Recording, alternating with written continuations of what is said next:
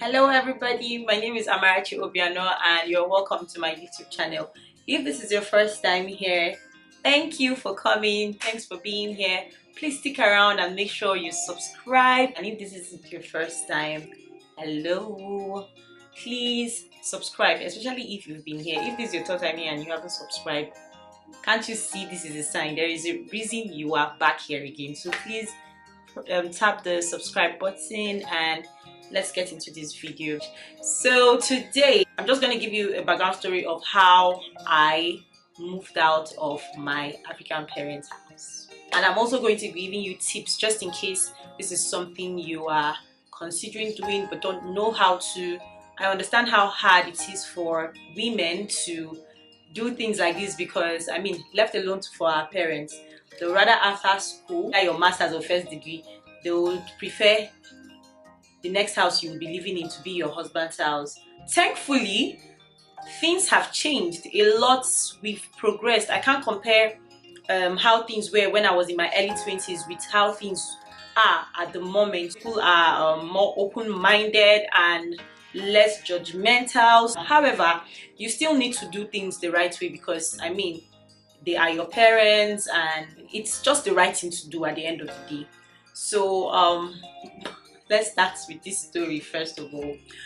Mine wasn't so complicated because I had an opportunity and I just took it, and somehow it happened. During my NYSC, I moved out of my family house. I got a place that I was staying in, very cute place. I remember being so excited to move into that place. Months down the line, when my NYSC was almost over, I moved back into my family house because they moved into the same town with me, which is Abuja. So in my mind I was like, there is no need for me to, stay here since my family is already here. Let me move back. And I'm not gonna lie, low-key, I kind of bothered about what people would think, that the girl is living alone when her family happens to be in the same town with her. It was one of the many reasons I moved back into my family house. I already had a business I was running, but I started another one, which was a pastry business. You know how our African parents can be. No matter how much you're making as a lady, once you're done with school, they expect that the next thing that should follow should be husband. I'm not saying that that can't happen for other people, but the expectations is just to an extent unrealistic. Hello guys, I'm so sorry about how long this video is. I urge you to please watch till the end as this video is very informative. Thank you very much. Basically, I was in my parents' house. I was running my business. They were very aware. I was doing very okay. But clearly, we all know that those things don't bother our parents because at the end of the day, they still want you to get married. I must also say something. Our parents do mean well for us when they ask us about all these things, husbands, whatever it is. They do mean well. I try to understand where they are coming from because, I mean, if we're going to take it back to those days, that was how they lived.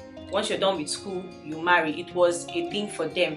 But times have changed and things are no longer that way anymore.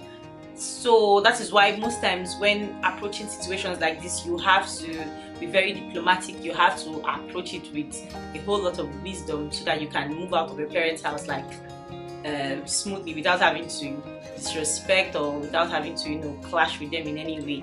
So yeah, I remember while I was running my business, someone approached me. He had plans actually of opening a fast food and he wanted me to be part of the team, and it came at the right time because, to be honest, at that point in time I was struggling with the business I had started already.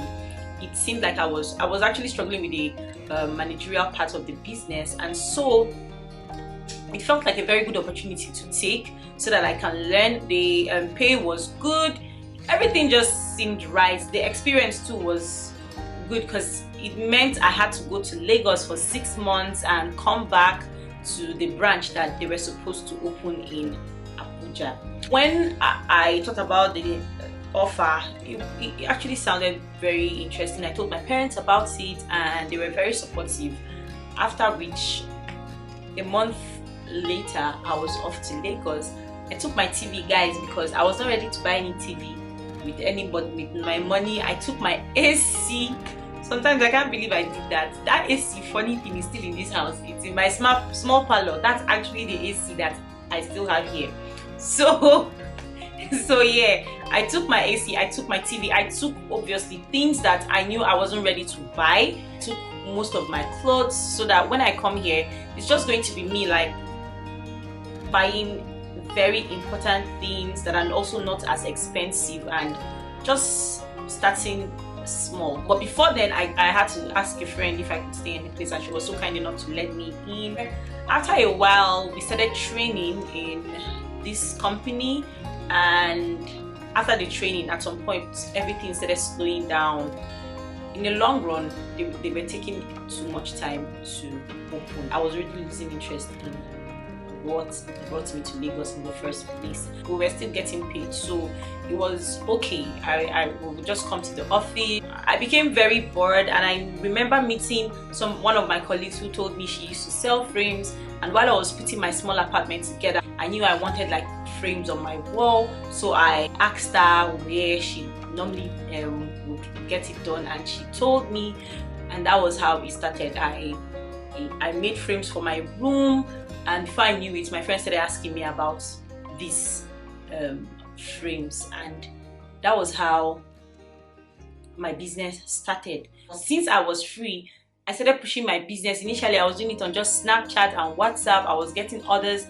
Then later on, I had to open an Instagram page, and when I opened my Instagram page and I did a sponsored ad, the demand for what I was selling started increasing. I had to choose between my work and my business. I just started, and I obviously chose my business because this was something I also really loved doing, and like I said, I had really lost interest. So at that point in time, I knew I couldn't go back to Abuja because Lagos, to me, Lagos people have more buying power, and this business I had started, I saw it here in Lagos, and so I knew I couldn't go back. So I called my parents. I told them about they already knew about the business I had started already. So I told them about everything, and I told them that I wouldn't be coming back. And to my greatest surprise, it was very, very, it was very easy. And I can say it made it very easy because they could see that, okay, I was doing something already. So it just made it easier. Now, back to the real reason we are here. I know there are so many women specifically, because I won't use men, because none of my brothers took permission when they were leaving the house. They just left. But it's different for Nigerian women. It's totally different for us here. I know there are so many of you out there who really want to take this step, but you don't know how to do it. Firstly, I would say make sure you're not doing this because your friends are doing it. Make sure you are ready to do it. Make sure you are prepared to actually move out. You're not doing it for the wrong reasons. Make sure that you're doing this because this is something you really want. You're trying to take responsibility of your life. Because I would like to say, if you are looking at your friends, darling, your timing is totally different from that of your friends. Do you get? At the end of the day, life is going to play out for you totally different from life will play out for them. Understand that your timing is different. I moved out of my parents' house when I was just 26. Not just per se, because that is actually late, but I moved out when I was 26. I have friends that moved out at 28. I have friends that moved out when they were younger. At the end of the day, you must trust the timing of your own life, which is really, really important. So I'll be sharing these tips because I feel like they worked for me and it worked for a lot. Maybe not everybody, but a lot. We all know we have different parents, but at the end of the day, these tips will, take you more than halfway into moving out of your parents' house, or probably all the way through. So the first step I would say is you need to start planning. Once you start thinking of it, you must understand that you can't just wake up one morning and walk away from your parents' house. You must be ready, which means you need finances. You need money. So if you have a job, because of course you have to have a job for you to get money. make sure you start saving. Make sure you start cutting down on unnecessary expenses. I say this because when you're living in your parents' house, you're basically not buying anything with your money except personal things. Do your research. Ask, find out where warehouses are affordable. Check the proximity. If you do 9 to 5, check the proximity between that place and your house, how you can get there. Cut down on your spending so that you can save enough money for you to leave your parents' house. Like I said, money is an important factor. Except your parents are, you feel like you can tell your parents that I want to move out and he's going to give you money. If that's the fact, then you have no problem, sis.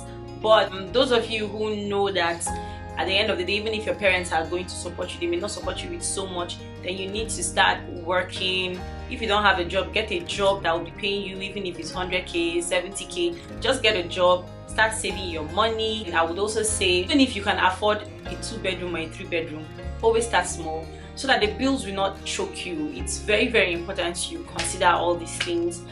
This brings me to my second tip, which is take responsibility for yourself. Guys, at some point you will need to stop asking them for money. You need to start using your money to do things for yourself. Take responsibility for yourself. Stop asking them for money. Sometimes buy things that you would notice the house is lacking without them asking you. Guys, this is going to work. It's going to go a long way for you because they'll start seeing you differently. If you notice that drinking water is done, rush and go and buy. Don't allow anybody to ask you. If you see that the provision is done in the house, step out, buy these things and make sure they know you bought it. Please, nobody is going to, it's not a surprise. They know, oh yeah, I said to buy it, let them know. Do you understand? And they start looking at you differently. It would help you. So they start seeing that sense of responsibility that you have somehow developed, and they start looking at you differently. Show your parents that you got this, that you're going to be fine on your own. So that is one step. I would also say, if possible, be a bit transparent to them about what you make. Do you get? Because I remember when I was doing my business at the time, I used to, tell my mom, share my wins with her and my dad. Tell them, oh, this is what I made this month, we are growing. When things are slow, I would mention it to them. Ask for advice if you have to, especially if you're doing a business. Then I would say for my last tip, that would be start making your decisions and be firm with them.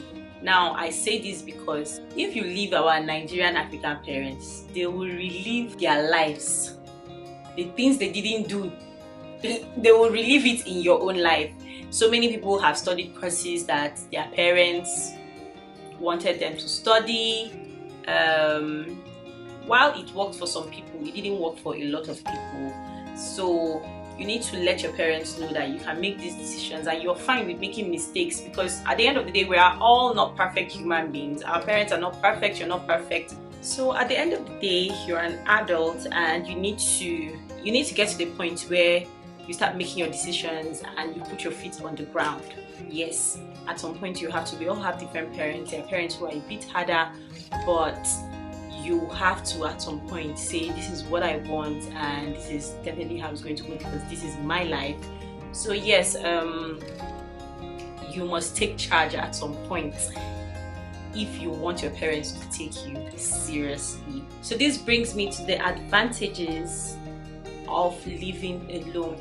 I feel like living alone helps you develop a sense of responsibility. You now see the world differently because you're doing almost everything for yourself. To a large extent, appreciate your parents even more because now you see that they were not just paying all these bills for one person, they were paying for you, your sisters, and guess what? At this point, you're not paying fees. So imagine school fees added to all that. So you see things differently, you value money more, you become wise with your spending, your living, you're now more like you're very intentional with how you handle anything that concerns you. That brings me to my second point, which is it teaches you independence. Now you're on your own journey. Almost everything now is about you. you can provide for yourself, you can feed yourself, you can pay this rent. So yes, it teaches you about being very independent. So the third reason would be you enjoy your personal space and your privacy. You get to spend time with yourself. You're not bothered about anybody coming to send you on errands you don't want to go to. You just know that this is your space and your space alone. You control the noise, you control the crowd. Sometimes I would also say you can be lazy if you want to, because it's not every time, depending on the kind of person you are. If plates are dirty, you can just sleep and wait for it till tomorrow, not waking up to shout, somebody shouting at you to go and wash plates. So you see, all those things comes with enjoying your personal space and your privacy. Then I would say living alone also pushes you to be better, to be more. When you live alone, you also see that you can't just relax, because for you to still be in this house, you need to pay your rent next year, which means you need to start that business, you need to take your work seriously. So honestly speaking, if you lose everything, you will have to move back. You have to move back. I would say it pushes you to do more, to be better, to want to, make money, to afford, to be able to pay your rent, to, even live better. So yes, do I have any regrets moving out of my parents' house? I have no regrets at all. I have been loving this journey. It has taught me so much about myself. There are no regrets really, aside missing my mommy's food and spending time with my family. I wouldn't trade this for any reason. I haven't in any way sat down to feel sad that I'm no longer there. No, I love my parents, I love my family, I miss them. I try as much as possible to spend time with them anytime I can. So no regrets at all. It's all advantages. But I would also want to keep saying, please, when the time is right for you to move out, you are going to know. Don't do it under pressure. You must be ready before you can move out. So this brings me to the end of this video. I hope you enjoyed it just as much as I did filming it. Guys, to be honest, I didn't enjoy it. This is my third shot. The other two wasted. So please give me a thumbs up if you enjoyed this video, and subscribe if you haven't subscribed. Thank you so much. I love you.